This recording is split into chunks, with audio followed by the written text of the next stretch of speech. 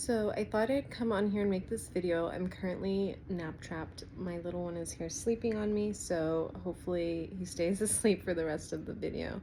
I just wanted to jump on here and talk about something that's been on my mind quite a lot lately, and that is like bounce back culture.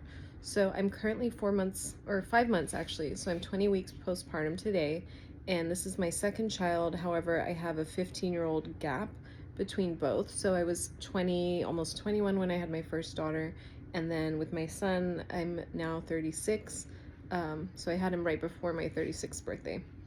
But yeah, so definitely different experiences. And I just realized how much goes into like your whole postpartum experience, whether it's factors like age, resources, your partner, your support system, all of that. And so just some observations I've made.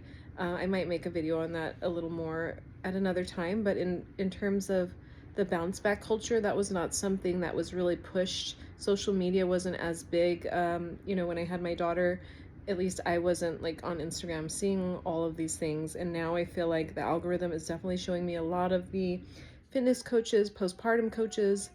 Some of them, however, I'm noticing are not, I don't want to say not certified, but they're just basing the information off their experience, which is good. Lived experience is valuable, and obviously, you can only learn so much textbook wise. But I think it can be very misleading because there are so many factors, again, with the postpartum experience that you're often comparing apples to pears. So just be aware of that. I also find it interesting when I see, someone says they lost X amount of weight postpartum, or 1 year postpartum or 6 months postpartum, and while it may be that their program or their working out and eating a certain way really helped, there's also the natural progression of weight loss or weight gain postpartum, again depending on different factors. So some people experience a lot of weight loss just through breastfeeding alone and creating a calorie deficit there. Some people are dealing with postpartum depression, so they may be overeating or undereating. If you do or don't have the support to get to the gym or get exercise in, all of those things really factor in. And I feel like it can either leave you feeling really, really bad or, empowering you. And I just want it to empower people. So I think you definitely need to be mindful of all of the factors, how much sleep you're getting, how old your baby is. I read something recently because I'm exclusively breastfeeding that, people were experiencing more weight loss from 6 months postpartum to the 1 year mark. And not everyone gets there, of course, with breastfeeding, but that was interesting because I hadn't factored that in, that, maybe I'm getting more sleep postpartum at 6 months, maybe baby's eating more because they're bigger, so I'm, burning more calories feeding them. And so that was really interesting because I was just basing off what I've lost so far at 5 months. And yeah, I feel like that's something to look forward to at least, and that might be a little bit more motivating. Also, changing your workout routine. In the beginning, or before getting pregnant, I was very structured with my routine. So I'm having to be more lenient now. I'm not necessarily working out first thing in the morning. Although I would like to, it's more so looking like either during nap time, sometimes in the evening, sometimes it's in the morning, but it can vary, right? Depending how baby slept that night. And so I want to have a few different options, meaning I have some resistance bands and ankle weights in my room. I have a running stroller. I have, obviously a walking stroller, and I have a gym membership. So I know that as the seasons change, I will be able to, pivot and maybe make fitness a little more of a priority. But right now, at least I can squeeze in a 15-minute workout in my room with no excuse when baby's napping or, playing, or just, with my husband or something like that. So I'm also going on a lot of walks. I think we can just get stuck in an all or nothing mindset. And sometimes it's like, well, I can't go to the gym, so I'm just not going to work out. And I can't work out, so I might as well eat whatever.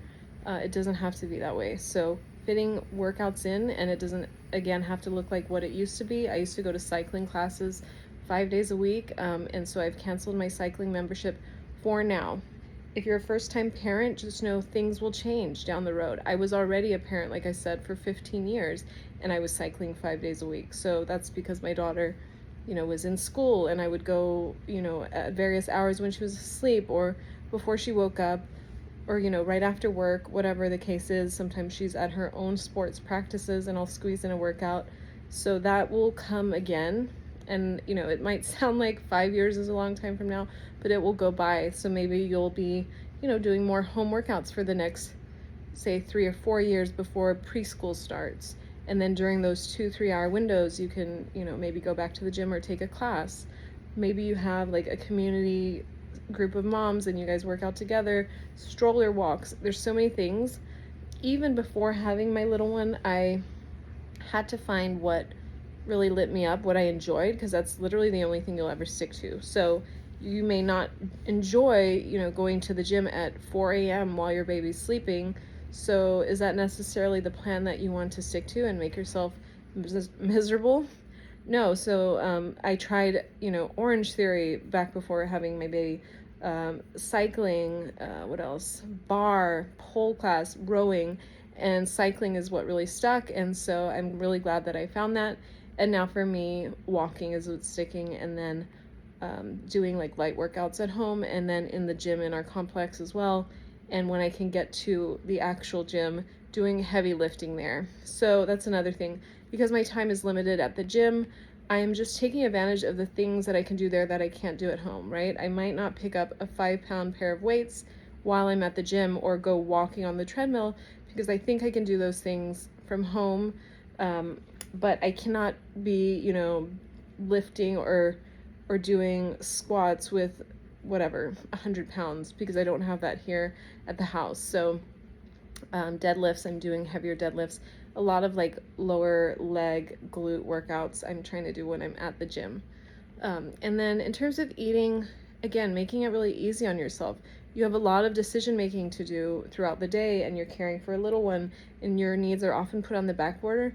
So you want either, some food that's been prepped for the week ahead. You want easy to grab snacks that are high in protein, like protein bars. Just whatever is going to make your life easy, again, for this season. Doesn't mean you have to live off of protein shakes, bars, and, microwavable burritos for the rest of your life. But if that is what's going to fit your macros right now, and even if you're not tracking macros, like helping you get your protein in, and helping you, be able to track a little bit what you're eating, then you got to do what you got to do. So definitely give yourself some grace. You, just like with pregnancy, it wasn't linear the way that I put on weight. And so the way it's coming off isn't either. Of course, in the very beginning, you're going to lose a lot of the water weight and like amniotic fluid, whatever, the baby placenta. So, it takes about 2 or 3 months, I think, to kind of stabilize all of that. And then what you're left with, depends again if you're breastfeeding or not. I've heard some women hold on to at least the last 10 pounds kind of as a reserves for, breastfeeding. And for some people, they can do a calorie deficit and not see a reduction in their supply. And some people can't do that. So again, we're all very different. Take into consideration your stress levels, your support at home, your access to working out. But like I said, there's so many ways you can work out. So doing it from home, I also like to follow someone who has a little bit more on their plate than me, right? So when I'm saying, oh, here I am working part-time with 2 kids, there's someone working full-time with, 4 under 4, and they're working out every day, right? So I'm going to look at them as, a max goal, but it might be that I hit like far below that or like halfway to that mark, but at least I know it's possible. And I think when we see someone else doing it or enough people doing it, then you have less excuses as to why you can't, right? Obviously, you have to realize that, it is a lifestyle and your results will reflect what you really prioritize. And if you cannot prioritize, the same way that somebody else is doing, that's okay too. I would try to avoid, watching, I'm 36, I'm not going to necessarily watch the day in the life of a 21-year-old with no kids and their workout structure, right? They might have the freedom to, you know, work out when they want and all of that, or first thing in the morning. So definitely keeping that in mind. And then when it comes to like body image and clothing, I kind of like to think of my future self. So I did some of this prior to having my baby, because I knew I would be so busy with, you know, the whole postpartum experience that I wouldn't necessarily have time nor the desire probably to shop for myself. So I did buy a couple things with my postpartum body in mind. I also had some things from my pregnancy that still fit. So I knew I would be home a lot. I knew it would be winter. I knew people would be coming by and I would want to look somewhat put together. So I bought some decently cute but very comfortable, very breastfeeding accessible like sets. So because it's winter, it doesn't necessarily mean it's freezing cold inside my house, so I could wear, you know, light loungewear sets. We're all familiar with those from like our work from home era. And so a lot of matching sets are sold on Amazon. They're pretty affordable, or you can thrift some, whatever works out.